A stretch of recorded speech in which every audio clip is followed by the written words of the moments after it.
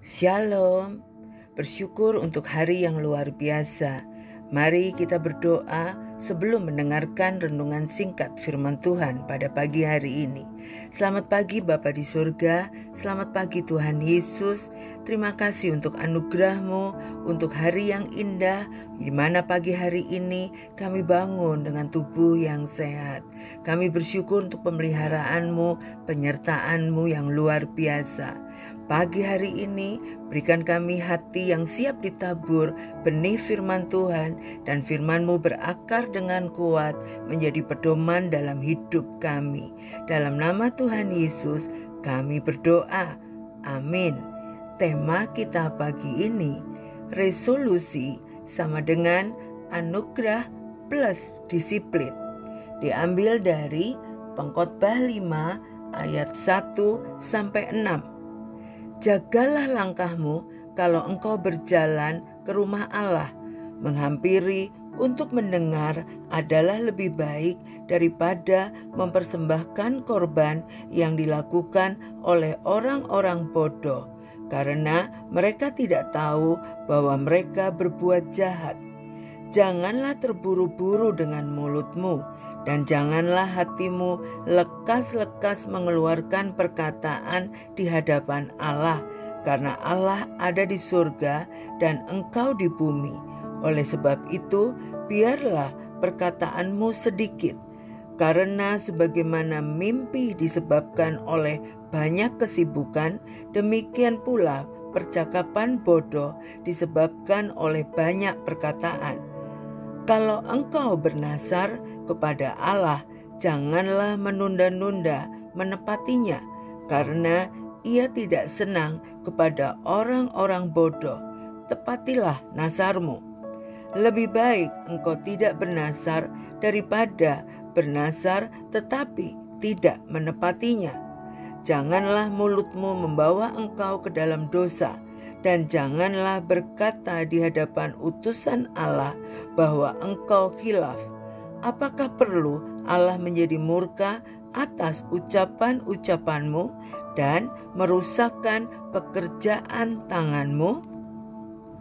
Jonathan Edwards, tokoh kebangunan rohani abad ke-18, pada usia 17 tahun menuliskan 21 resolusi pribadi. Sepanjang waktu ia menambahi daftar itu sampai menjelang kematiannya ia telah memiliki 70 resolusi. Resolusinya yang pertama, dengan menyadari bahwa saya tidak mampu melakukan apapun tanpa pertolongan Tuhan. Dengan rendah hati saya memohon kepadanya agar oleh anugerahnya memampukan saya untuk mematuhi resolusi-resolusi ini. Ingatlah untuk membaca kembali seluruh resolusi ini seminggu sekali. Edward tidak secara sambil lalu menyusun resolusi yang kalaupun dilanggar tidak menjadi persoalan. Seminggu sekali ia melakukan pemeriksaan diri. Ia secara teratur mengevaluasi kinerjanya, sembari selalu meminta pertolongan Tuhan. Orang-orang yang berhasil menjalankan resolusi seperti Edward memiliki karakteristik yang menonjol. Mereka menganggap resolusi sebagai perkara yang serius, sebagai suatu nazar di hadapan Tuhan, sebuah komitmen yang sakral, sekalipun suatu kerinduan untuk menyenangkan hati Tuhan. Karena itu, mereka mengandalkan pertolongan dan anugerah Tuhan serta mendisiplinkan diri untuk menepatinya. Bila membandingkan diri dengan pencapaian Jonathan Edwards, barangkali kita malah jadi kurang percaya diri untuk membuat resolusi. Jadi, anggap saja dia sebagai pelari maraton kawakan dan kita ini atlet pemula. Kita bisa melatih diri secara bertahap.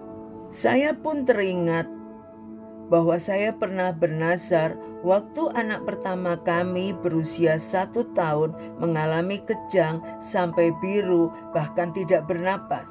Di tengah-tengah kepanikan dan menangis, saya berseru kepada Tuhan, "Tuhan, tolong jangan ambil anak saya. Saya berjanji akan melayani Tuhan seumur hidup saya." Ternyata 31 tahun telah berlalu. Sampai hari ini saya tetap melayani Tuhan, dan anak saya sudah berusia 31 tahun pun tetap dalam keadaan sehat karena anugerah Tuhan. Yang jelas, kita perlu bahan dasar yang sama, yaitu anugerah Tuhan plus disiplin diri. Anugerah Tuhan tidak mengajari kita hidup secara sembrono, tetapi secara disiplin dan menyenangkan hati Tuhan. Mari kita berdoa. Terima kasih Tuhan Yesus untuk firman-Mu pada pagi hari ini. Firman-Mu selalu mendidik kami untuk disiplin dan terus menghargai anugerah Tuhan. Kasih Tuhan tidak pernah habis. Anugerah-Mu selalu menyertai setiap langkah hidup kami. Terima kasih Tuhan, Engkau selalu mendidik untuk kami melakukan evaluasi diri secara rutin dan tidak menganggap rencana Tuhan dalam hidup kami adalah perkara yang sepele. Kami serius Tuhan menjalani hidup ini, kami mau menyenangkan hati-Mu. Didiklah kami terus, tegurlah, ingatkan bahwa kami punya tujuan hidup untuk menyenangkan hati Tuhan. Terima kasih Tuhan, kami bersyukur dalam nama Tuhan Yesus kami berdoa. Amin. Tuhan Yesus memberkati.